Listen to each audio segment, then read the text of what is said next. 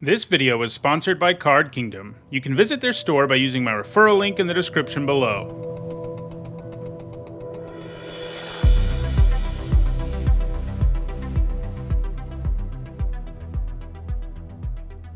Hi everyone, I'm Nizzanews and welcome to the first ever episode of Nizzanews. This is potentially a new series, depends how well this sort of pilot episode does, that I'll be doing every Sunday. It'll be a vlog video, so not scripted like my top 10s or deck histories, and not gameplay like my draft videos, but a vlog, which, I also have a Saturday vlog where I specifically talk about limited Magic. This is going to be a Sunday vlog where I talk about one or two big news stories for the week, maybe more sometimes, but a few things that I really want to talk about in the big Magic world from the week. This week, there's really only one thing I want to talk about, and that is Mark Rosewater's annual article called State of Design. He's written these 17 years in a row, if you can believe that. And they're really fascinating because they give us sort of a feel about, what Wizards of the Coast feels like they accomplished, what their successes and failures were in a year. And I think they're always really fascinating to go over these State of Design articles and sort of see where I agree or disagree with what he's saying. So that's what we're going to do. We're going to take a look at the State of Design article.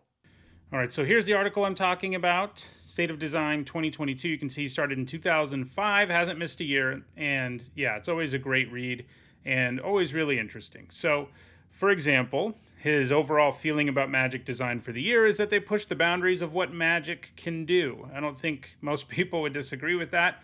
I think some people would say it's not always good. And he does sort of reference that. He says the key is that we have to be smart about where and how we do this. But I think R&D is mostly doing it right. But, stuff like the stickers that are going to be in an unset, even though some of the cards are going to be legal. I think a lot of people weren't thrilled with the way they did Alchemy Horizons, for example. They really pushed Alchemy as a limited format, and for the most part, I don't think that was received that well. I didn't think it was a disaster or anything, but I think most people do. They also experimented with how to readjust the color pie, and yeah, I think that's mostly a good thing. White has gotten some more interesting effects. Card draw effects are a thing more often, for example. This isn't something that's a huge deal to me personally, but I think overall they've done a good job with that over this year. And they've adapted their design to the feedback of our customers. And that's sort of what this whole article is about, as we'll see. Customer feedback is a huge part of what he's going to talk about, and where, a lot of the times the feedback he agrees with, the criticisms especially. So, yeah, that's, the kind of thing we're going to see in this article. And then he'll go set by set. Other lessons, we need to be more conscious about backwards compatibility. And yeah, I think a prime example of that is how weird it is that the new werewolves from this year do a different thing than the old werewolves, which will confuse a lot of new players. But in general, that is something they could work on. I think the biggest thing here for me, the thing that I think is the most important takeaway, is where he says we need to be careful with complexity. This definitely matters. I mean, Magic has gotten too complicated. I don't think there is a whole argument against that for the most part. Especially, I'm primarily a limited player, of course. And, in limited games, you're going to be seeing cards that you don't see that often, especially in the early part of a format, and having to read a bajillion lines of text is a huge problem. Like in Baldur's Gate, this was exemplified by Specialize, a mechanic that made cards six-sided. Every time your opponent played one of these things, you had to be aware of what the other five sides might do, because you don't know what your opponent might discard. And that was a complete nightmare. But in general, complexity, I think, has gotten out of hand. It's not just Specialize. The amount of text we're seeing on cards, especially at lower rarities, is higher than it's ever been. And I definitely think they need to rein it back. You can have a game still be really engaging and fun without making incredibly complicated cards. And that is, I think, what he's basically saying here. We're going a little too far in complexity, and I hope that means they're going to reel things back. I think it's better for Magic as a whole, and especially for Limited.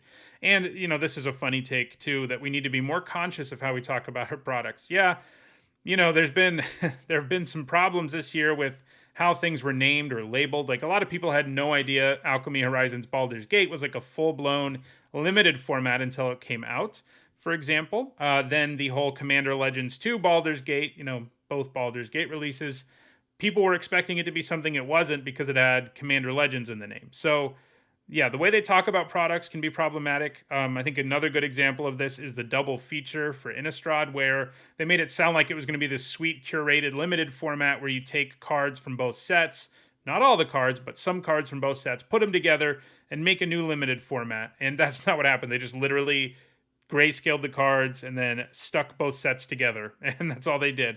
And it was not successful in any way, basically.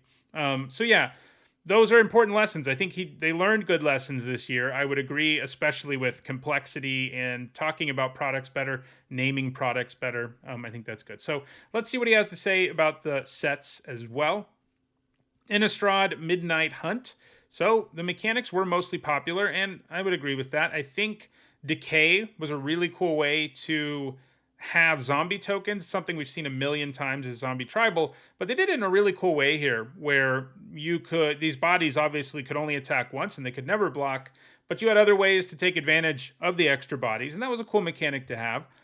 Disturb was pretty cool too. Having things come back from the graveyard is something we've seen a lot, but now they do it as double face cards, which is pretty cool. And I do think, I just complained about day and night not being the same as the old way werewolves work. And I think that's a problem. When you really look at backwards compatibility, it's a problem. But I think overall the mechanic was really cool. The way they did day and night was very neat. Things could come into play night side up, which I think made way more flavor sense than anything with the older werewolves. And I thought that was pretty cool. I also agree that witches and folk horror were pretty cool. One of my favorite horror movies and my wife's favorite horror movie is Midsommar, which we have to watch it in the summer and then, around Halloween. So I've seen the movie a lot, and, the set really did give me vibes from that sort of horror movie. And I thought that was really cool. The witches were cool too. I don't really remember them being that big of a thing though, frankly. So the fact that I can't really remember what they're talking about there might mean that witches didn't do that great, but the folk horror part was great. Revisiting old characters was enjoyed. I'm not really the person to care too much about that, so I'll take his word there. Players enjoyed the premiere of Multicolor Flashback in the new land cycle. I mean, I don't know, come on. Yes, Multicolor Flashback is cool, but it's a very small difference on something we've already seen before, and the land cycle is too. I don't see either of those things as that special, personally. So lessons. So these basically are things where they think they made mistakes. Werewolves didn't get their due. Yeah, this is famous. This is supposed to be the werewolf set, and then the red-green color pair was the worst one in limited. And it didn't really create a deck and construct it either. Yeah, that was bad. They put a bunch of cards in that kill werewolves extra effectively, that made werewolves worse in the werewolf set, which didn't make a lot of sense. So yeah, that was a pretty big fail flavor-wise. Okay, he does bring up day-night was not backwards compatible. There you go. I agree. That's a problem, but I also like how they did it more, and so making it not backwards compatible is kind of okay with me.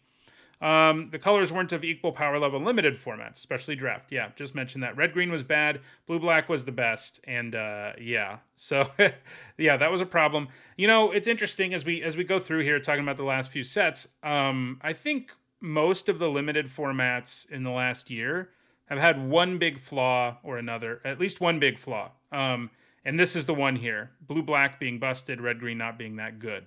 And that was a big problem. I do think there was one all-time great limited format this year, and we'll get there, but this wasn't one of them. Double feature was a big miss. Okay, I already critiqued that, and yeah, it was. That's all there is to say about it. All right, so that is Midnight Hunt. Let's look at the next Innistrad set, what he has to say. Crimson Vow. Okay, highlights. Players appreciated having mechanics overlap. Did they? I mean, yeah, they always do that, though. They always have mechanics, be capable of interacting with other mechanics that are in standard. That's just a thing they always do. And it's not like you could actually draft a good limited format with both of them, because double feature wasn't a good limited format. So, yeah, I don't know how much I agree with that. I didn't think it was cool. I did think there were cool mechanics in the set, don't get me wrong, like Blood, which he mentions next. I do think that was a great mechanic. These mechanics that make artifact tokens that you can generate value with later, most of them are pretty cool. I'm pretty tired of treasure. We see it all the time, so blood was a nice thing to have instead. The Dracula cards were well received. And, I'm not, again, really the guy to talk to about this sort of thing. I don't care that much about alternate card versions of most cards, and certainly didn't care about the Dracula cards. I do know I've played against people who have them, so, I'm guessing that, he's not lying. It is a cool idea. The wedding theme was fun. Yeah, I mean, sure. I care about flavors some, obviously, but it's not a huge deal to me. And the wedding theme to me wasn't that important, but it was cool. I mean, the idea of a wedding, like especially the trailer for the set was really cool, where it's her wedding and Olivia's wedding and everything. But yeah, that doesn't matter to me. Lessons. It didn't feel like a horror setting. I don't think I really agree with that. Yeah, there's a wedding theme, but it's like a horrific wedding. It's not like everyone's just having a good time. And there are bad things happening at this wedding. Training, cleave, and exploit were more missed than hit. Yeah, I can agree with that. Training was super underpowered and limited. It has made a bit of noise and constructed with the the 1 mana 1/2 with training that can blow up artifacts and enchantments. Like, that thing has been legit, but in limited, it just wasn't costed that effectively. Cleave, yeah, I mean, they could have just done kicker again, which I know the joke is everything's kicker, but this really was kicker. Like, you have people paying an alternate cost to ignore brackets when you could just make it kicker. So that was weird. Exploit, I think of the three, exploit was definitely the best. It was a revisited mechanic. We saw it in cons originally, but I think it was fine. Honestly, it wasn't great and limited, but it was okay. Yeah, it wasn't that big of a deal to me. I do agree that training and cleave were super unimpressive. Training just because it was too underpowered the way they designed it for the most part, and cleave just because it was unnecessary and complicated in a way it didn't need to be.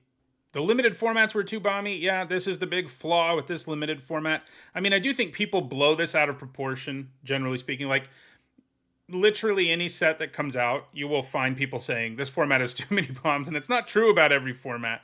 I've seen people say that about every format I've ever done a set review for in my life, and it's true that happens. But it was the truest here than it has been anywhere, and it was definitely a problem. There were too many cards that you just couldn't beat, and many of them at rare instead of mythic.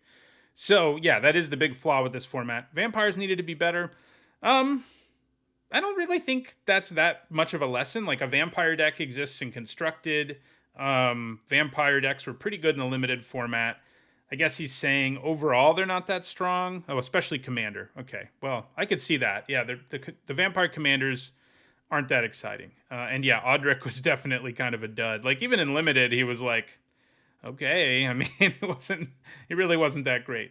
All right, so that's the two Innistrad sets. Next, we move to Neon Dynasty, and this, I agree with him here. I just said, all of the sets we're going to talk about here have some serious flaws and limited. Don't really think Neon Dynasty does. It was a home run set, and I think they executed it well across everything. I mean, I think they did an excellent job with, the sort of cyberpunk theme. Like, this is Kamigawa. When they announced it was Kamigawa, like 2,000 years in the future, whatever, it's like, really?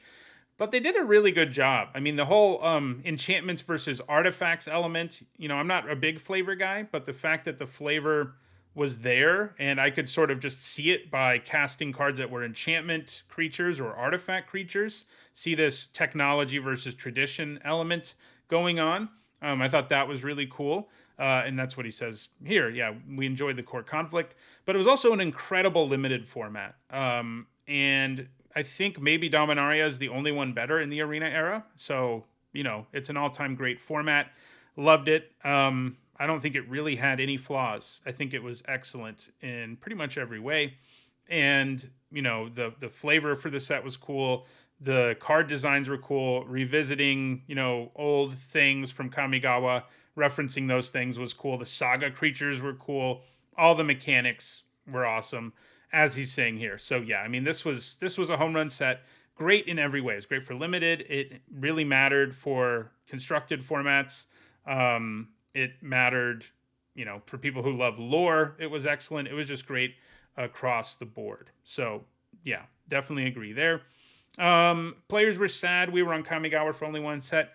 Yeah, for the most part, I don't really miss the old block structure, but I think with this set and with Streets of New Capenna, both sets probably could have been better executed. Both stories, I guess, and both themes in these two sets could have been better explored if we spent more than one set there. But I don't think that's a huge problem. I mean, I do think, yeah, it would have been cool to see some more of what's going on in Kamigawa in this cyberpunk world, but it doesn't bother me that much. Didn't bring back certain elements players wanted. I mean, I don't really agree. Like, original Kamigawa is sort of beloved and sort of maligned at the same time, and maligned to some extent for unfair reasons. I've done top 10s on all the Kamigawa sets, and all of them that aren't Saviors. Saviors is a disaster, but the other two are actually pretty good. I guess that's Champions and Betrayers. Yeah. Maybe it's the other way around. It might actually be Saviors is bad and Betrayers is good. It's one or the other. But there is actually two pretty good sets in the original block. But a lot of the mechanics they're not that interesting. Arcane, no. Like, that's what he's mentioning here. Like, bringing back Arcane. Spirit's playing more of a role mechanically, like as a tribe. Sure, I could see that. People like tribal stuff, and they didn't have that there, really. But Arcane and, like, all of the other, like, the soul shift mechanic and things like that, I don't need to see any of that. I don't need any of that in a set ever again. Yeah, so that doesn't bother me too much. It wasn't always clear when a creature was an enchantment or artifact. Yeah, this is a little weird. Like, the weirdest example of it I can think of is the Moon Hacker Ninja. Hopefully I'll put it on the screen here. And, that thing clearly uses technology since it's a hacker, I guess, but they made it an enchantment creature. So sometimes it didn't make a ton of sense. Sort of seems like they just tacked on a type so that it would get some additional synergy points and limited or something, which I'm kind of okay with, frankly, but it didn't make a lot of sense flavor-wise. Complexity was a tad high. I mean, I guess, especially the sagas could be pretty confusing to newer players, but I think, I don't think it's the complexity problem set of the year. I think all these other sets we're talking about were even more complicated. So, Samurai's mechanical identity, yeah, I can see this. That tribal element, it was kind of cool that they did the attacks alone thing. So you had sort of a mechanical and tribal element. But the fact that to try to make it, first of all, to try to make it less parasitic by making it also buff warriors, that kind of takes away from the samurai-ness of the mechanic, right? And second of all, it was really mediocre in the limited format to just be like, yeah, I'm going to attack alone with one samurai. It was okay sometimes in the deck. This format wasn't so imbalanced that red-white was a disaster, but it probably was the weakest color pair. So, yeah, it's a great set. Very little wrong with it. One of the best limited formats of all time. So now we get to Streets of New Capenna. This one, I think, of all of these, might be the biggest dud, at least of the standard release sets of the year. So players were excited to see the return of a 3-color set. Yes, they were. But the problem is we didn't actually get one. So it's not really a highlight, right? I mean, yes, before we knew what was going to happen in the set, we all were excited about it. And then we didn't really get a 3-color set. Yes, there are factions that are 3 colors, but there really weren't that many 3-color cards, and there wasn't that much of a focus on 3 colors, especially compared, like he says, Khans of Tarkir, Shards of Alara, those are way more 3-colory than Streets of New Capenna was, and that was one of the problems. The family mechanics are mostly well-liked. I do have to give them that. I think all the mechanics were pretty cool and flavorful, like Blitz, Connive, Casualty, Creature Fall. All of these things I think fit perfectly, flavorfully with these 3-color factions, and most of them were like original enough mechanics. Creature Fall is the only one that we've sort of seen before, I guess in one of the modern Horizon sets or something, I can't remember. The others, like Blitz, we'd never seen before, Connive, we'd never seen before, Casualty, they are sort of, riffs on things we've seen before, like looting and haste/sacrifice and stuff like that, but I think they were pretty cool, made sense flavor-wise. A lot of cool individual designs. I think that's true. I think, like, for example, all of the guild leaders are pretty cool. They all have really cool effects, and they kind of have to. So I think that was well executed. Fans enjoyed the look and feel of the plane. This, for me, wasn't wasn't something I loved. It felt a little bit too much like I was in the 1920s and 1930s United States, and I don't really want to be there. And I teach history for a living, in addition to doing magic stuff. And I didn't really want a set of magic, set there. So yeah, it wasn't really something I loved, but that also isn't ever a huge. It's never a huge bonus or negative for me if flavor or whatever fails for a set. For me, it matters more like what the cards do and things like that. So, lessons. The plane was a little one note, and the factions weren't distinct enough. I didn't really feel that, but it also isn't something I've really thought about a lot. I mean, they're different enough, I felt. Like, the crime families, like, I think the whole shield counter thing for, like, the evil lawyers was cool. I thought that made a lot of sense flavor-wise. Connive made a lot of sense. I didn't really feel that way. Issues with draft, oh yeah, this was bad. I think it was, in the end, worse than either of the Innistrad sets were. Obviously worse than Neon Dynasty. Brokers was broken, and it's almost like they knew that was going to happen because they named them Brokers. But yeah, it was just too good. The limited format was very samey. It was not good. I think it's probably safe to say it was a bad limited format, not even really a solid one. So yeah, and then it's funny because sets that I don't think are very good are the ones I do the best at in limited, I guess, because I got to number 48th in Mythic, without really even grinding that much for Streets of New Capena. I got Mythic both months. One month, top 250. So it was kind of funny because I didn't love the format, but I was doing well in it. But it wasn't that good. Creative elements that weren't explained well. So yeah, this is where the whole 2-set thing, or even 3 sets, would have made the story make more sense, because like we're told, again, I'm not much of a flavor person, but I knew that the story was like there used to be angels and they're gone now, and then they start previewing cards and they're like, oh look, there's a bunch of angels, and that didn't make sense. So yeah, it's kind of funny he spelled angels here, but anyway, the fact that all these angels were in the set, and sure, Spirit of Emancipation is the reason, but they should have had one set where there were no angels and the mystery was like, where does Halo come from? And everyone would have known the answer. And then the next set, all the angels escape. And that's the kind of thing they used to do with sets. The best example of this is when they went from Zendikar to Rise of the Eldrazi.